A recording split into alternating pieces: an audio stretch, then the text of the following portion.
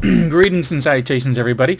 Welcome to another one of these Hammer entries, as I've been working in more of those Hammer films to the channel lately, but this one isn't for something vampire related, and it's instead a bit of a one-off with an occult, within the occult sphere, which is for To the Devil, a Daughter, from 1976. This one brings Christopher Lee from several other Hammer films, Lord of the Rings, Star Wars, and so much more over the decades, as well as Denholm Elliott, who I remember mainly from two of the Indiana Jones films, as well as a very young Nastassja Kinski, her age being a bit of an issue, which we'll get into later on in this short video.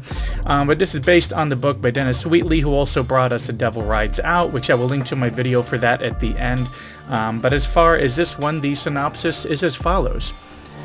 An occult novelist is entrusted to protect a brainwashed teenage child from a devil-worshipping cult masquerading as a Christian sect. So, my often stated opinion of religious horror is that there's always a part of me that thinks, what if all of this is true? What if it's all real? I know that there's no Jason Voorhees, there's no Dream Demon Freddy, there's no Boogeyman Michael Myers and so on, but God and the devil, maybe all of this is true. There's that little suspension of disbelief there.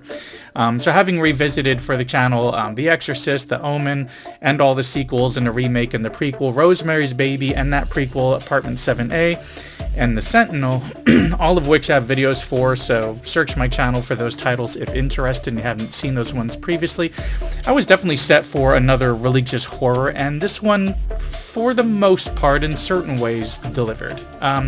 Opening with a scene seeing Lee kind of playing this priest getting excommunicated from the church. We then kind of move forward 20 years to where he's now the leader of this religious order, and there's a young girl there, Catherine, played by Kinski, who's being released. She was kind of raised at this place as like the request of her mother, who had died while giving birth to her.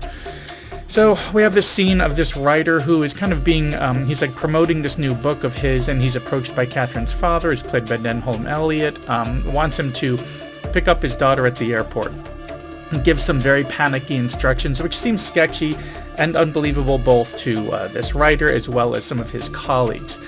But, he doesn't have much trouble kind of getting to her in time, getting her out of there, where another person undoubtedly up to no good is trying to kind of cart her off. But, so our leader's helping her out. He's asking her some questions about her life at the church, and we're kind of off on our little mystery as far as, what exactly is going on here. Who is Lee's character? Who is this little girl?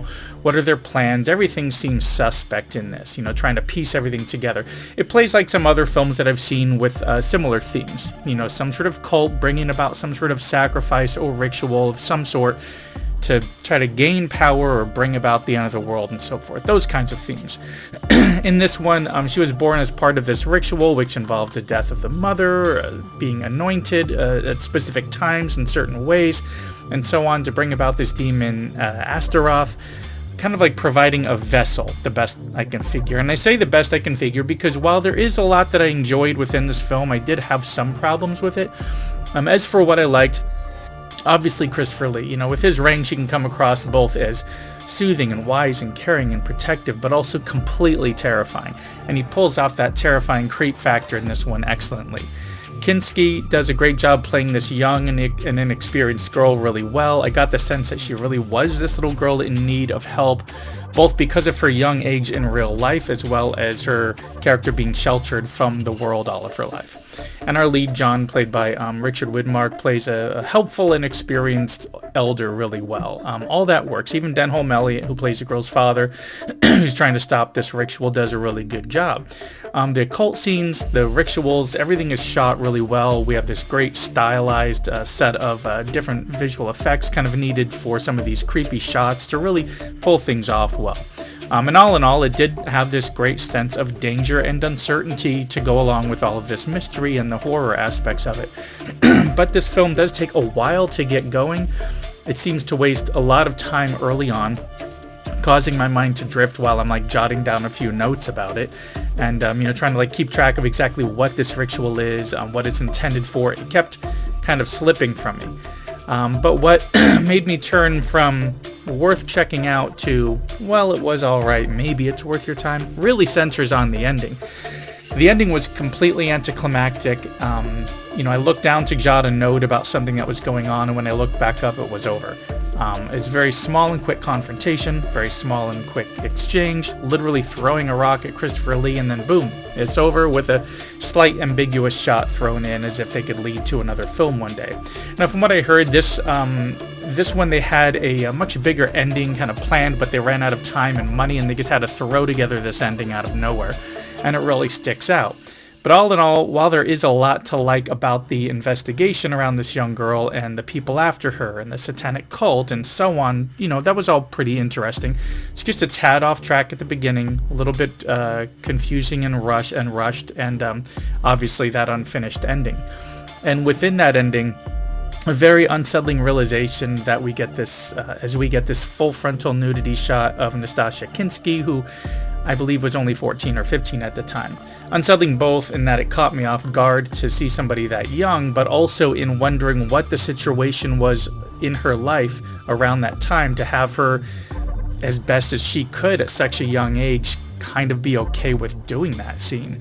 I believe she's mentioned somewhere that she does regret doing that scene, and there are some comments about her father being very abusive to his daughters and so on, but I haven't really read into that too much, but it did stick out as something a bit unsettling. But the basic rundown is that there is quite a bit to like kind of thrown in here. If you can get past the slow start, uncomfortable aspect of seeing Kinski in the nude like that, and this very abrupt and anticlimactic ending, you may still enjoy the occult aspects of the film, especially if you're a fan of some of those other films that I mentioned earlier, and you may find out that you do find that this one is worth checking out.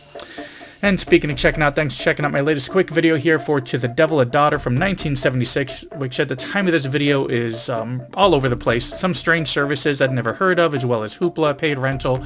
So just check out that Just Watch app or the website to see what services it's on, which you have access to if you are interested in checking it out. And with that, that's all I've got for this short, quick Monday entry here. If you enjoyed, give me a thumbs up, and if not already subscribed, consider subscribing, and I will see you in the next one.